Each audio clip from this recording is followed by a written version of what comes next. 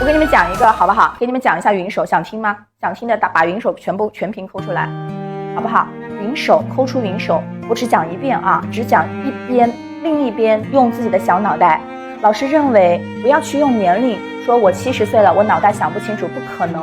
老师认为你们都是最棒的啊，好不好？我教一边，另一边自己动动小脑袋去想清楚。好，这个云手，首先云手它做的是什么呀？它是一个叫做平原的路线，明不明白？哎，它在画什么呀？在画平原，是不是啊？好，所以呢，那么我们就会有一个，首先就会有什么呀？有腰的幅度。那比如说错误的示范，你的腰一会儿是这样，一会儿又是这样，那一会儿是这样，一会儿又站起来，它就不平了，明不明白？哎，好，那它走的是什么呀？磨盘式的平原路线。好，那这个云手它有叫做大云手，有叫做云手。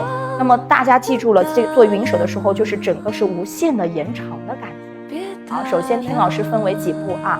来，零基础同学就这么练，手带腕，腕带指尖，两个手到旁，这是我们的几位手。来，姐姐们，你们先不要做这个视频，我会发给你们，好不好？你们就回答我，我先看一下脑袋搞清楚没有？这是几位手？来，手背带着，你看，这叫起式动作，对吧？2位手很好啊，不错。然后呢，左手你看老师是指尖带着回，这就是用我们的一个刚刚说的穿手的动作，对不对？好，左手从你的旁边，看老师这个手怎么做啊？你们先不做，一会儿回去自己看视频学。左手不是这样子肘臂做回来的，它要是走平原，所以指尖带着往回走。从你的左胸到右胸下来，那么在这里身体运用了一个元素叫做含，只有你的身体做含，它才是叫做打出全屏，叫做伸让手，明白吗？因为脐橙是直上直下的运动，你的这个手一穿，它就会戳到你的旁边，明白没有？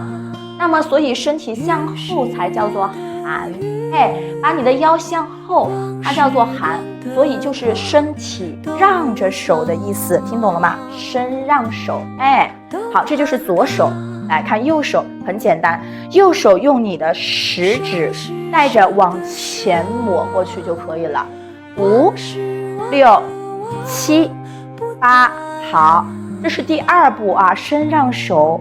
看老师。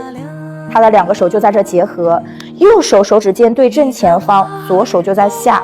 好，我们再来一次，走起1、2，看到没有？他的2个手是同时回来的，这个时候我的胯和我的肩是正的，明白没有？好，来到我们的下一个，在旁腰的时候，左手接着往旁边穿，右手由手背带着走。这是我们的第3步，拉到最长的路线，记住身体不要垮，你一垮你的人就会歪下去，胯一定要怎么样？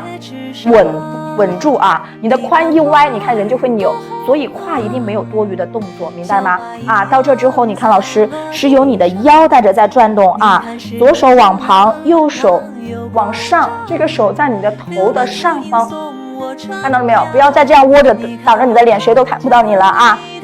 到你的头的上方，手伸长，这是我们的第3步。好，第4步的时候，不要人站起来就这样摆，要感觉到一个什么呢？我从这边你们能看到，看我的膀子啊，手是这样子带过来的，要感觉你的这个手就像你们磨豆子一样，对不对？每一个地方它都要弄，它都要怎么样，都要运用到，所以你的手在这儿，看老师，他的手是走的一个这样子的往远，它每一个地方都要走到，它不是在这之后，你看老师，它不是这样站起来，那就没有平原了。所以手从这儿的时候，你的手心翻开，哎，一定要往后走，能听懂吗？听懂的同学给老师打一个好字，明白没有？那么一定要记住，它2手是结合的，云手它是一直在2个手循环在动的，所以在这第3步到第4步特别重要，手心向上，你看要摆正，2个手摆正。2肩2胯对齐，不要歪，不要扭，都不要塌腰。所以老师说腰部的力量很重要。到这里一前一后，对不对？很好。然后2个手打平，这是第5步。手不要涮着又到上面去了啊！在这里身体不动，手打平，2个手伸长在你的左右边，很好。再一前一后，两个手也是一样打平，两个肩两个胯摆好。